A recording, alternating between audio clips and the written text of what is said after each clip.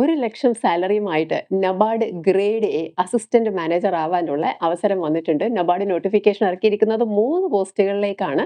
RDBS അതായത് rural development banking service, മറ്റൊന്ന് legal post, മൂന്നാമത്തത് പ്രോട്ടോകോൾ ആൻഡ് സെക്യൂരിറ്റി. ഇതിൽ RDBS ആയിരിക്കും നമ്മൾ ഡിസ്കസ് ചെയ്യുന്നത്. കാരണം അതിന്റെ എഡ്യൂക്കേഷൻ ക്വാളിഫിക്കേഷൻ എന്ന് പറയുന്നത് എനി ബാച്ചിലേഴ്സ് ഡിഗ്രി ആണ്, ബട്ട് വിത്ത് 60% മാർക്സ് പറയുന്നുണ്ട്.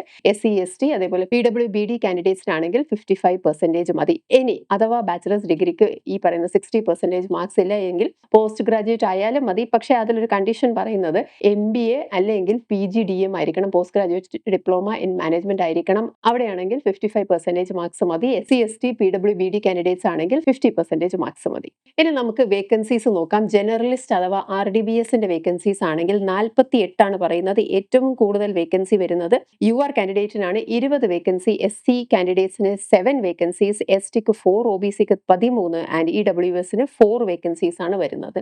ഇനി ഈ 3 പോസ്റ്റുകൾ നമ്മൾ മെൻഷൻ ചെയ്തിട്ടുണ്ടായിരുന്നു. RDBSും ലീഗൽ, പ്രോട്ടോകോൾ ആൻഡ് സെക്യൂരിറ്റിയിൽ ഇതിൽ ഒരു പോസ്റ്റിലോ ഒരു ഡിസിപ്ലിൻ അഗെയിൻസ്റ്റ് മാത്രമേ അപ്ലൈ ചെയ്യാൻ പറ്റുള്ളൂ. സോ RDBS അപ്ലൈ ചെയ്യുന്ന ഒരാൾ ലീഗൽ അപ്ലൈ ചെയ്യാതിരിക്കുക. ഇനി ലീഗൽ ആയിട്ടുള്ള എഡ്യൂക്കേഷൻ ഉണ്ടെങ്കിൽ അത് മാത്രം അപ്ലൈ ചെയ്യുക, ബാക്കി രണ്ടും അപ്ലൈ ചെയ്യാതിരിക്കുക. സോ ഏതാണെന്നുള്ളത് വളരെ ആലോചിച്ചിട്ട് വേണം അപ്ലൈ ചെയ്യാനായിട്ട്. ഇനി ഏജ് ലിമിറ്റ് ശ്രദ്ധിക്കുക. നവംബർ 1 ആകുമ്പോഴേക്കും 30 വയസ്സ് കവിയാൻ പാടില്ല എന്നുള്ളതാണ്. 21 മുതൽ 30 വയസ്സ് വരെ ഉള്ളവർക്കാണ് അപ്ലൈ ചെയ്യാൻ പറ്റുന്നത്.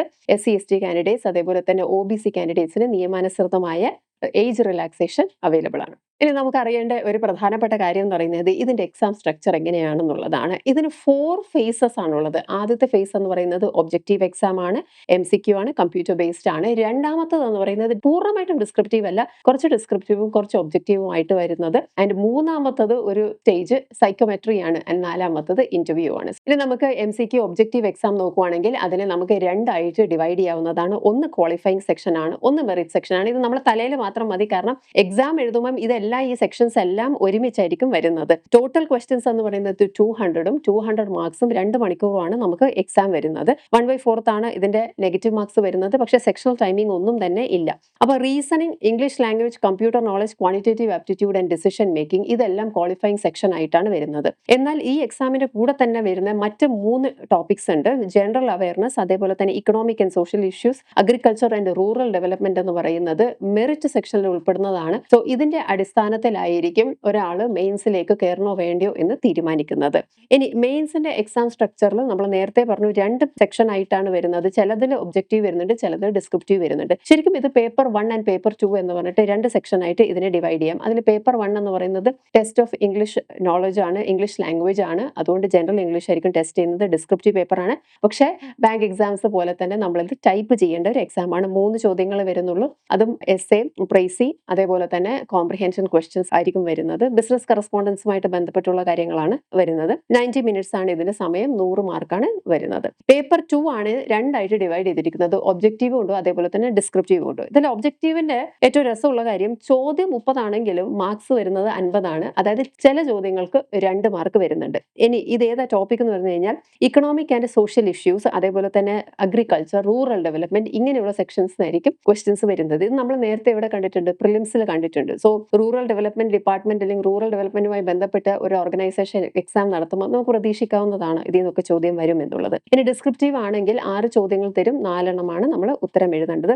ഈ പേപ്പർ 1 ആൻഡ് പേപ്പർ 2 ടുഗെദർ നമ്മൾ നോക്കിക്കഴിഞ്ഞാൽ 3.5 മണിക്കൂറാണ് എക്സാമിന്റെ സമയം എന്ന് പറയുന്നത്. ഇതിൽ ക്വാളിഫൈ ചെയ്യുമ്പോഴാണ് നമുക്ക് സൈക്കോമെട്രി എന്ന് പറയുന്ന അടുത്തൊരു സെക്ഷൻ വരുന്നത്. ഇത് കമ്പൽസറി ആണ്. ഇത് എഴുതിയവർക്ക് മാത്രമേ ഇന്റർവ്യൂവിൽ എൻട്രൻസ് ഉള്ളൂ. സൈക്കോമെട്രിയുടെ കാര്യം എന്ന് പറയുന്നത് വീണ്ടും MCQ ബേസ്ഡ് ആണ്. 90 മിനിറ്റ്സ് ക്വസ്റ്റ്യൻ ആണ് വരുന്നത്. അതിനുശേഷമായിരിക്കും 4th ഫേസ് വരുന്നത്, ഇന്റർവ്യൂ.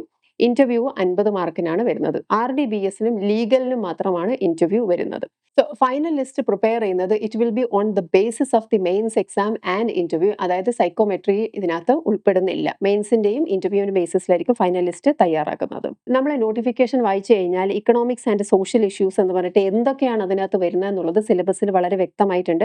1-2 കാര്യങ്ങൾ ഇവിടെ പറയാന്ന് വെച്ചാൽ human development, economic and social issues, social infrastructure, health and environment അങ്ങനെയുള്ള കാര്യങ്ങളായിരിക്കും വരുന്നത്. റൂറൽ ഡെവലപ്മെന്റ് ആൻഡ് അഗ്രികൾച്ചർ എന്നാണെങ്കിൽ soil and water conservation, water resource, plantation and horticulture, animal husbandry, fisheries, forestry അങ്ങനെയുള്ള കാര്യങ്ങളായിരിക്കും വരുന്നത്. ഇനി നമുക്ക് എക്സാമിന്റെ ലാസ്റ്റ് ഡേറ്റ് എപ്പോഴാണെന്നുള്ളത് നോക്കാം. അപ്ലൈ ചെയ്യാനുള്ള നോട്ടിഫിക്കേഷൻ്റെ ലാസ്റ്റ് ഡേറ്റ് വരുന്നത് 30th November 2025 ആണ്. ഫേസ് 1 എക്സാം എപ്പോഴാണെന്നുള്ളതും കൂടി പറഞ്ഞിട്ടുണ്ട്. 20th ഡിസംബറിലാണ്, അതായത് അടുത്ത മാസം തന്നെയാണ് ഫേസ് 1 എക്സാം വരുന്നത്. ഫേസ് 2 മെയിൻസ് എക്സാം വരുന്നത് 25th January ആണ്. സൈക്കോമെട്രിയുടെ ടെസ്റ്റും ഇന്റർവ്യൂയുടെ കാര്യങ്ങളെല്ലാം അവർ പിന്നീട് മെൻഷൻ ചെയ്യാമെന്ന് പറഞ്ഞിട്ടുണ്ട്. ഇനി എക്സാം സെന്റേഴ്സിന്റെ കാര്യം ഒന്ന് ശ്രദ്ധിക്കുക. കേരളത്തിൽ അത്യാവശ്യം എല്ലാ സ്ഥലത്തും എക്സാം സെന്റേഴ്സ് വരുന്നുണ്ട്. ആലപ്പുഴ, എറണാകുളം, കണ്ണൂർ, കോട്ടയം, കോഴിക്കോട്, പാലക്കാട്, തൃശ്ശൂർ, തിരുവനന്തപുരം, കൊല്ലം. സോ നബാർഡിനെ സംബന്ധിച്ച് നമുക്ക് പേടിക്കാനൊന്നുമില്ല. ഒരുവിധപ്പെട്ട എല്ലാ ജില്ലകളിലും തന്നെ എക്സാം സെന്റേഴ്സ് വരുന്നുണ്ട്. എന്നാൽ ഫേസ് 2ന്റെ കാര്യം ശ്രദ്ധിക്കുക. ഫേസ് 2 മെയിൻസ് എക്സാമിന് തിരുവനന്തപുരം മാത്രമേ കേരളത്തിൽ സെന്റർ വരുന്നുള്ളൂ. പിന്നീട് നമുക്ക് അടുത്ത സെന്റേഴ്സ് വരുന്നത് ബാംഗ്ലൂരും ചെന്നൈയും ആയിട്ടാണ് വരുന്നത്. ആപ്ലിക്കേഷൻ ഫീസ് നോക്കിക്കഴിഞ്ഞാൽ 850 rupees ആണ് വരുന്നത്. SC/ST അതേപോലെ തന്നെ PWBD കാൻഡിഡേറ്റ്സിനാണെങ്കിൽ 180 രൂപയാണ്. വേറൊരു പ്രധാനപ്പെട്ട കാര്യം എന്ന് പറയുന്നത് OBCയുടെ NCL സർട്ടിഫിക്കറ്റ് ആണ്. നോൺ ക്രീമി ലെയർ സർട്ടിഫിക്കറ്റ് എടുക്കുമ്പോൾ ഈ ഫിനാൻഷ്യൽ ഇയറിന്റെ സർട്ടിഫിക്കറ്റ് തന്നെ ആയിരിക്കണം. അതായത് 1st April 2025 ശേഷം എടുത്ത ഒരു സർട്ടിഫിക്കറ്റ് ആയിരിക്കണം നിങ്ങളുടെ കൈവശം വെക്കാനായിട്ട്. ഇതിന്റെ വേറെയും കുറെ ഡീറ്റെയിൽസിലേക്ക് ലീഗലിന്റെയോ പ്രോട്ടോകോൾ സെക്യൂരിറ്റിന്റെയോ അഥവാ ഇതിന്റെ സിലബസോ ഒക്കെ അറിയണമെങ്കിൽ ഡോട്ട്സ് അക്കാഡമിയുടെ ടെലിഗ്രാം ചാനലിൽ ഇതിന്റെ നോട്ടിഫിക്കേഷൻ അവൈലബിൾ ആണ്.